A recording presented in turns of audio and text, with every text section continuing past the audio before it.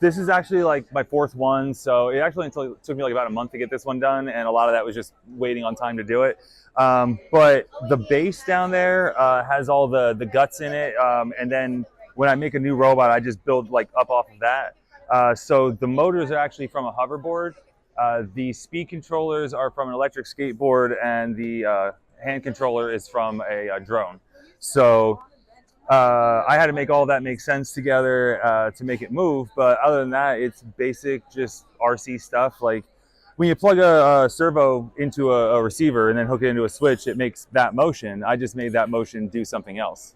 So same with the neck. It's just like a simple pan tilt kind of servo setup, but I just made it so that it makes a head move. And then same with the eyes as well. I got sad mode, angry mode, mellow mode. So I can kind of do like a angry kind of thing, or like a.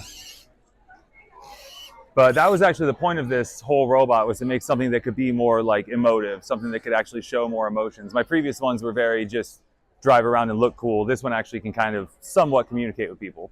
It was only because like I never went to school for none of this. I learned all this on YouTube, and nobody had documented what I had done before. Like it's not that it hasn't been done. It's just that nobody had been like, hey, here's my video on how I did it. So I had to take like one person that did this project that kind of used a little bit of what I need to do, and this person that did this project that did another little bit of what I need to do, and make all that make sense together, which wasn't too difficult, but you know, just being able to stumble upon that information was probably the hardest part. So, but like everything else is just kind of like independent, like the lights and everything, they run off of separate Arduinos, and I have 4 different sets of LED strips running 4 different codes that I can change for like the season or the event. So like, you know, 4th of July was just a couple weeks ago. I had them red, white, and blue, different things like that. So, and then I can reprogram the voice. So, hi, I am Candy DeVito, artificial human interface. And then on a separate channel. Danger, Will Robinson. Danger, no, Will Robinson. Danger. And once I get the new receiver, I'll actually have two more channels that I can do that with as well. So yeah, I collect stickers on all the events that I go to. So like this was all the stuff from Anthrocon. These are the ones from Art All Night. Recently went to Picklesburg.